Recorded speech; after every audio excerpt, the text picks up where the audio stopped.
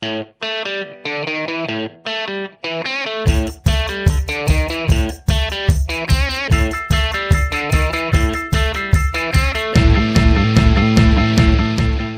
folks, I'm Mark Clem, your host for Meet the Members of the National Ski Patrol, and as we always say, all season long.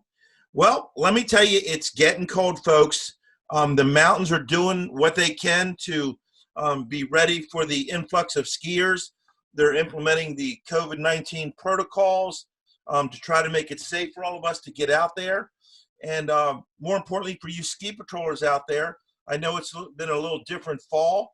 We're not really training in person very much. A lot of it's online, but we're all getting ready and we're all getting psyched up for what hopes to be a great ski patrol season coming up in 2020, 2021.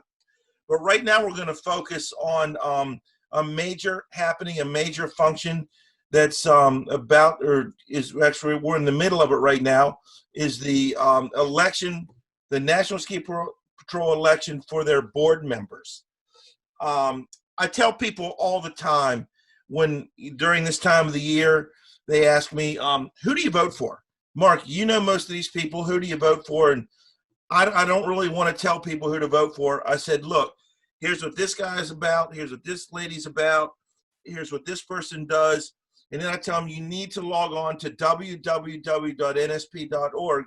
click on the election button, and all their information is there.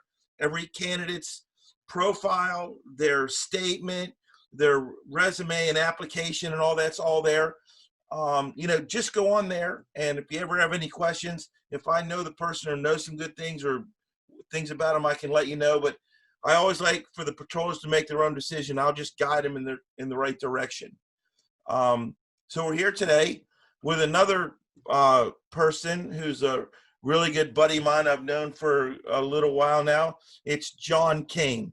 Now, if you don't know the name John Kane as a patroller of Sunday River, you probably know the name John Kane as, wow, I can't believe I'm saying this, the former Eastern Division Director of the National Ski Patrol. And John smiles that. And hey, John, it's great to have you on. I've never had you on the show. Can you believe that? Hey, I've always avoided it, Mark. I've always said, don't talk to the important people.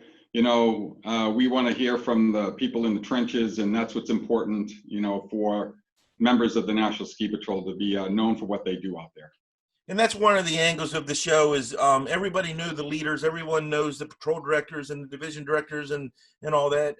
But this time we are going to talk to the leaders of the patrol because we're talking about the election that's going on. It actually started October 15th.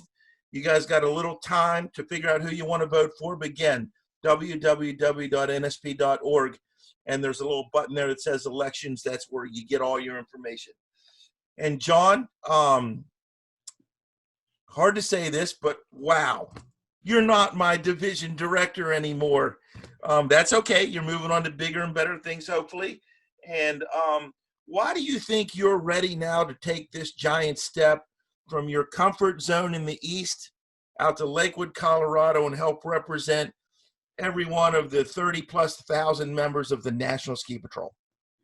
Well, you can start off by saying been there, done that, but then haven't done this. So, having done what I've done in my career as a 41-year patroller, started off in the Amari region, Eastern Mass and Rhode Island, as a patroller there at Big Blue Hills, and did, almost 15 years there. And actually, during my time registered with the Blue Hills Ski Patrol, I was a Maori region director there for a while, back in '88 to '92, and then got to want to start to improve my skills, my patroller skills, and desired to be a certified patroller someday, and thought maybe I'd venture out into a bigger mountains and with elevation and more operation experience. So found that at Sunday River, where I'm a current patroller now. And then during that time, became main region director and stayed with the leadership of the Eastern Division, stayed connected with the great people from the Eastern Division, and learned so much from being anywhere from a patrol director to a section chief, region director, and then won the confidence of my peers to become division director of Eastern Division. And soon, we did a whole bunch of good stuff. Where I consider the Eastern Division to be, some of the best friends, patrollers I've ever met.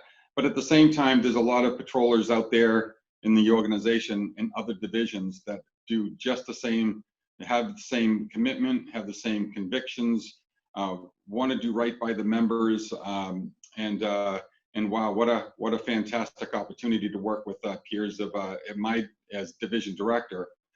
And then, found out, hey, this organization, it has so much to offer. And I think by being in the operations for so long, I've learned being part of the planning committee under Chris Pringle and Chris Ross. God, he's been there 18 years and just a steady hand at the wheel for, our strategic initiatives and now our 2030 plan. And so I've learned, a little bit how to be more strategic in my thinking and offer some guidance out there for, members nationally and even for that matter, globally, as our organization continues to grow. So I'm hoping to have that opportunity to serve at a more strategic level and have been doing that for the last 4 years as a business process committee chair. So having fun so far and continue to want to have fun. Well, I can attest to the fun part. John has fun, but he also understands how to lead and how to have others have fun while you're implementing things and helping us grow as the National Ski Patrol organization. And if you didn't know, John puts on a world-class event at his house in Maine.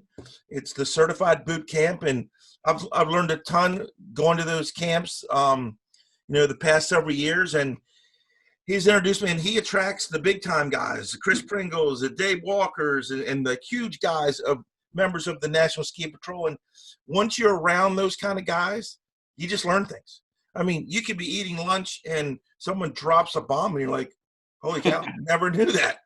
And they pass it off as regular, casual talk. And I'm sitting there taking notes going, I got to remember this. But anyway, John, we really appreciate the work you did as a member of the National Ski Patrol and the Eastern Division director. What are you most proud of? What are you most proud of what you got to accomplish as the Eastern Division director, and how do you parlay that in or take that with you to the national office in Lakewood? Oh my God, Mark, there's just so much. There's so much, even with the little things, just being visible, by getting around to all of the mountains. You can go to the great big ones, again, Sunday River, Sugarloaf, Whiteface, Killingtons, Sugarbush, all the main attractions of resorts that you can imagine. But then visiting places like Labrador, Song Mountain out in central New York, Wisp, down in, Delaware, right? And so on, all the little ones that kind of get marginalized for a while there, they're the ones that are working the hardest in a way, because they have the small terrain and they desire to get out to big terrain. So they do a lot of your great leadership in terms of training and development come from the little mountains, because they desire to get out and want to be better, where that sometimes your bigger mountains are what I call sometimes a dome effect. They have all that they need. They have their resources there, they have their leadership there, and they're so busy that we can barely, allow resources to get out, from those resorts. So the traveling road shows really become part from the little mountains, and that's what I appreciate most, to get out to see, the members that are stirring it up at the smaller resorts and still can ski the big turns with the with the patrollers from the big mountains. So it's very exciting to see, very exciting to deliver programs in a consistent level. That's always been my thing. So that's why I got out to every region. I personally wanted to visit at least 3 to 5 resorts at every region during my tenure there as division director, and I was proud to do that. We celebrated a lot of great events, and the one thing that I was most proud of in terms of how talented this group is when we were challenged by COVID.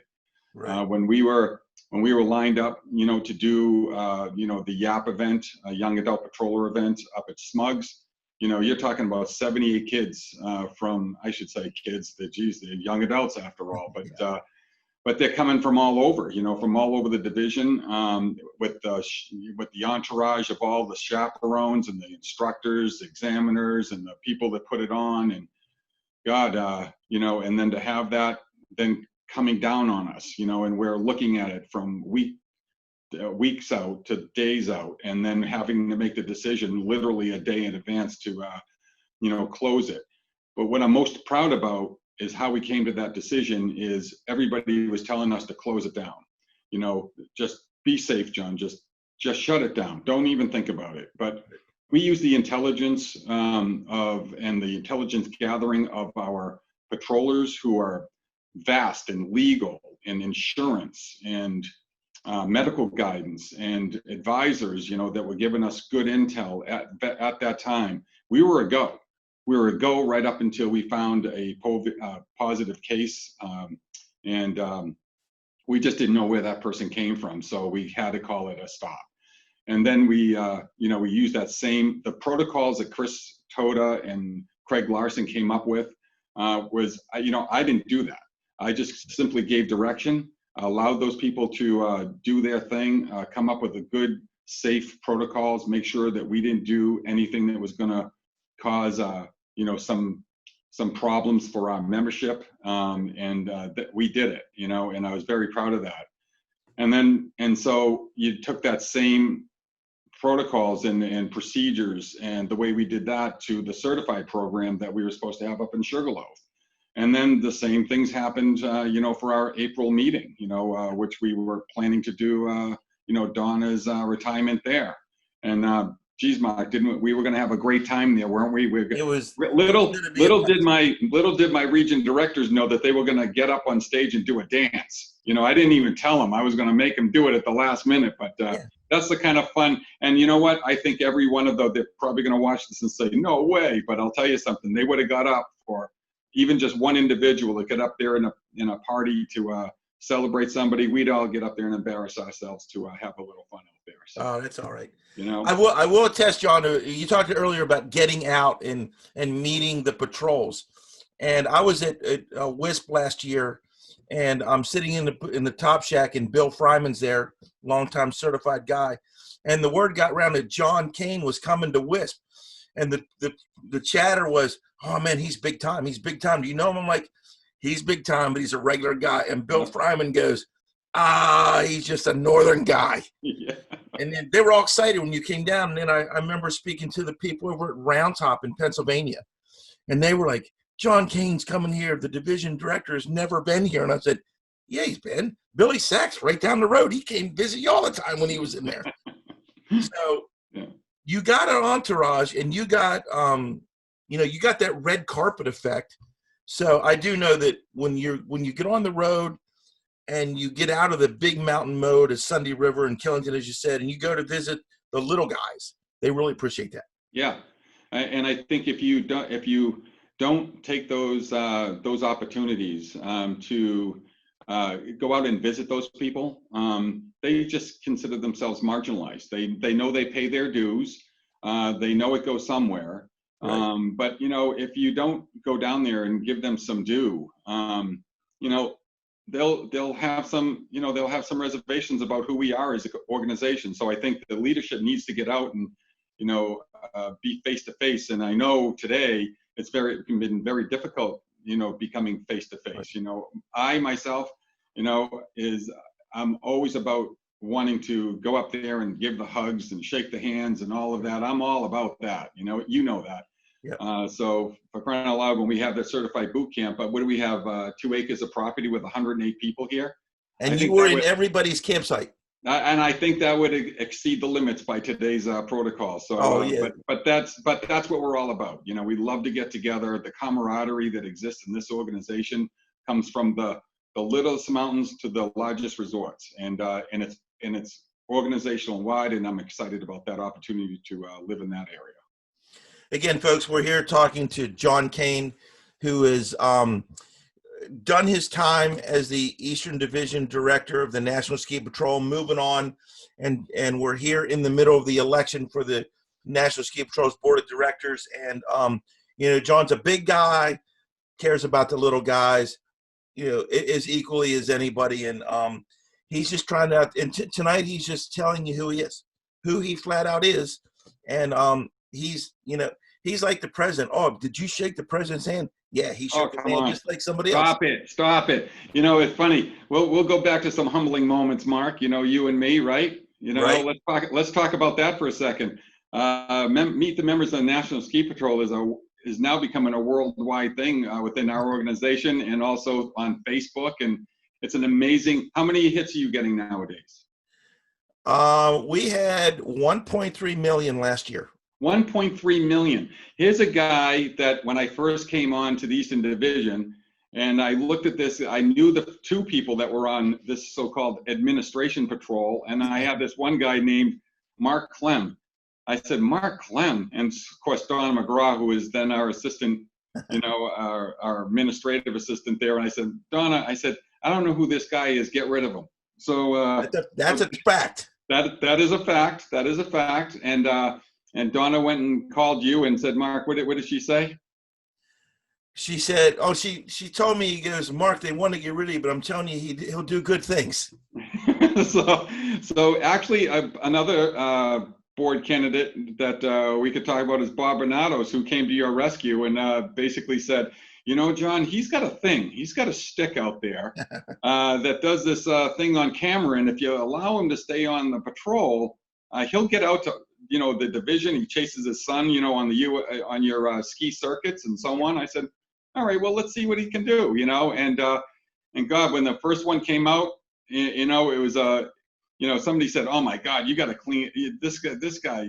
It's just a camera and a microphone. I mean, we got to get him set up. I go, no. I said, the best thing that can happen is this kind of thing. It's very, very generic. It's candid. It's right off the cuff. We love it. And I think, Mark, because of that and what you do is very important to, it was just fun and a good time to get, messages out to meet the members of the National Ski Patrol. But now you're doing an actual, good service out there in terms of COVID ID, how the people are contributing in such a great way as members of the National Ski Patrol in different facets of what they're doing to raise money, generate, all their resources to hospitals or on the front line rescuers and so on. You've got that message out there, and we're very proud of it. So thank you for what you do. Well, no problem. And I call Bob Scarlett. He's on the national board, and I call him my agent because Bob Scarlett and Bob Bernatos hammered you and said, keep him here. Yes, but enough with me. It's all about the John Kane show here today. So, again, I'm Mark Clem, your host for Meet the Members of the National Ski Patrol. We're in the midst of one of the most important events that the National Ski Patrol holds. It's their elections for the board of directors. And John, you've always been a leader, a guy who gets things done. I'm sure you have some goals and some points that when you get elected to the board, you've got one or two things you're like, I got to go take that on and I got to get this done. What would that be?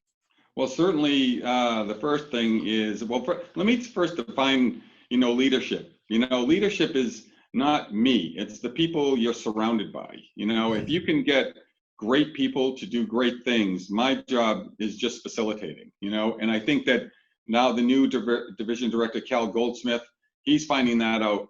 He's got some great people, working on his staff, and all he has to do is kind of point and direct, and it gets done. So as long as you have those great underpinnings of people and dedication and the entire effort that they offer, it's no doubt that we can get a lot of things done. But having said that, on the national stage at this moment, I'm the business process chair, and we've done a phase one plan for moving to phase two. I guess that's what follows, right? So what we've done is we're trying to get things consistent in terms of how processes are done throughout the organization.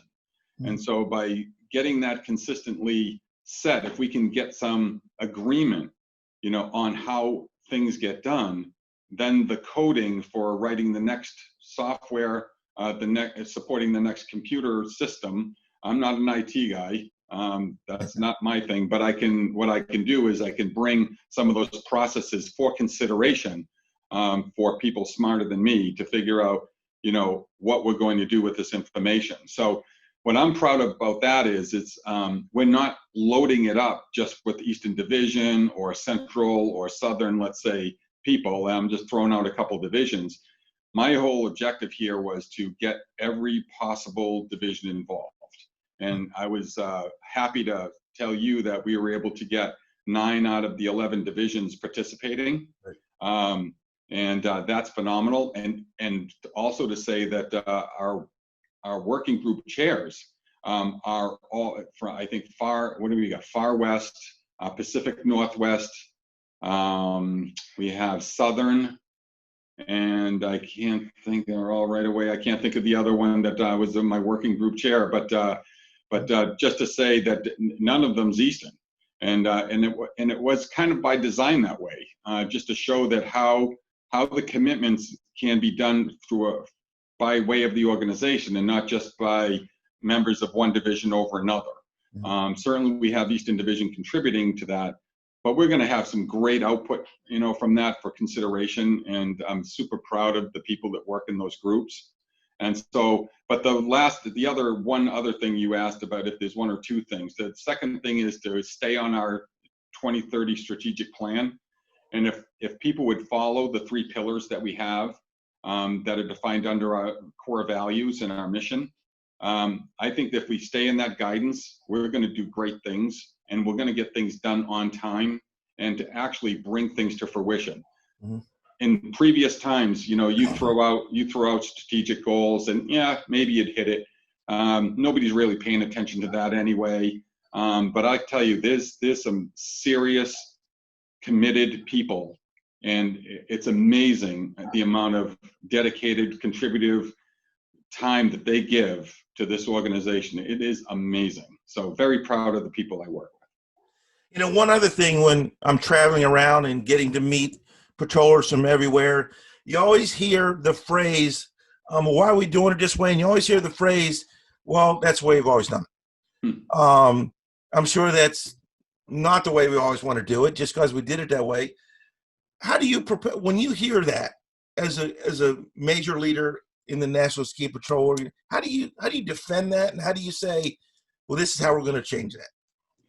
Well, first of all, we have to embrace change. Things are happening all over.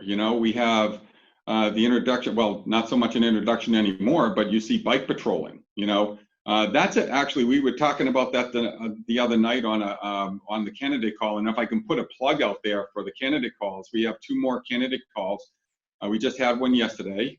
Was it yesterday, or is it 2 nights ago? I think it was the 7th. Yeah. So we had one on the 7th, and now the next one is going to be 2 Sundays from now, and then there will be the 2 Wednesdays after that. I don't have the dates in front of me, but actually they're online. They're on. That's on right. Wednesday. They are online. Yeah. But what we talked about the last night's discussion was the topic of bikes and so on, but there's so much synergy there. We have OET, transportation, so we're transporting on ground versus snow. OEC, that's applicable in all aspects. So that's easy. The other questions were, what do we do about, somebody brought up whitewater rafting. Does National Ski Patrol want to be, get into whitewater rafting? There was all other kinds of things where you talked about kayaking, whatever it was. What we have to weigh out is, who do we want to be? What will the National Ski Patrol change its name to become, the National Outdoor Patrol? Well, for me, I'm always going to be the defender of the National Ski Patrol. I love the National Ski Patrol. I think the National Ski Patrol can offer lots of our what do I want to say? The structure, the infrastructure that we have that can support other entities and possibly service those, but we can't just take everything. We have to measure it. We have to be calculative, in terms of how we can support it, the financial, backing of it. Are we going to be able to do it? And how do we create instructors? How do we create the manuals that might take on something new like that? So that's where I think the outdoor risk management program, the new ORM, I think that they're going to be big time into weighing in on things like that, different entities, different outdoor activity groups that might be considered for the National Ski Patrol to undertake. And so with the ever-changing outdoor needs in terms of emergency care, we're definitely going to look at all of it, but we can only select some of it. And those things that are applicable and what we can actually service in a safe and reliable way on behalf of our public out there. So with that said, that's a whole gamut of new possibilities and new avenues that the National Ski Patrol could head down. And I guess lastly, that led right into my last question perfectly is, you've been in the East, and you built the standard in the East for X amount of years, but now you're going to represent the West and the Intermountain and the South and the Central. How do you make us all happy? There's over 30,000 people, general members. How do you keep us happy? Oh my God.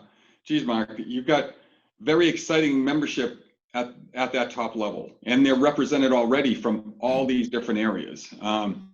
We have, by the way, it used to be a few people from Central, a few people from Southern, a few people from Eastern, occasionally a couple of people from, the West. And a lot of people gave up on, putting their hat in the ring, to be represented out there. And so you had a heavy, weighted board for a long time.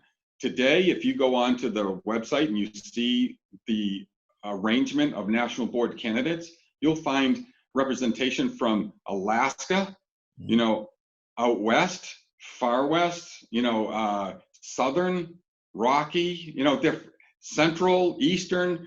I mean, it is well represented, and it's not just a few people that are known quantities out there. There are at least 8 of the 11 that are very well-known people out there that have done the good work, have made it fun, have provided programs not only just for the national end, but also for individual divisions. And they are well-known contributors, and they do make it fun out there. And I'll tell you something, I'm looking forward to it. We're going to have a really good time. And I know here we are talking on this, this format and so on. And, even now, you and I can have a little fun with this, right? And even with our Eastern Division meeting that we had, I think it was 3 pages of this, of lots of different, and you can stroll through it and we can all have a good time. I think we celebrated at the end, with raising our glasses and so on, and, wishing each other, well, and had a good time with that. But you know what? It is what it is. This is what you asked for the previous question. How do we stay up with the changes and so on? We're adapting, and as long as we stay adaptive and we keep, moving in a good, positive direction, we'll find a way to have fun. We'll find a way to, be face to face together again. And it's, and I'm looking forward to that. Well, there you have it, John Kane. And that's what John Kane's all about. And I always said when I was the ski patrol director at Whitetail, I said, if you're not having fun, that's my fault. I got to make sure you guys have fun first, and then we'll worry about other things later, because it's all going to melt together. Again, hey, folks, you have to vote. You have to get online. You have to vote. You got a little bit of time to figure out who the candidates are. I'm not going to tell you who to vote for, but I want you to get on to www.nsp.org, click on the election button. All their information's there. These kind of shows we're doing now is to just introduce you to who these are. The name of the show, Meet the Members of the National Ski Patrol. Yes, I hear this a lot too. He's a division director. I said, he ski patrols. I've been to Sunday River and saw it. and that's and these guys are patrollers too. They're not just sitting in an office saying, this is the way we got to do it. So again, I'm Mark Clem, your host for Meet the Members of the National Ski Patrol. Log on, vote, find out. You got plenty of time. And hey, it's going to snow soon, John. That's the most important thing. Hey, can I do your sign off at the end? You got it. So what do I always say? I got a bandwagon. You take it from there. I missed you. Go ahead. I want to do that. I just want to do the woo. You do your thing. Okay. Again, I'm Mark Clem, your host for Meet the Members of the National Ski Patrol. Hey, we're coming to a mountain near you, so jump on a bandwagon. I got social distancing in the bandwagon now. 2 in the back, 1 in the front. We're 6 feet apart. Again, I'm going to meet you at a mountain near you. Woo! That's the way it is. See you later, John. Thanks a lot.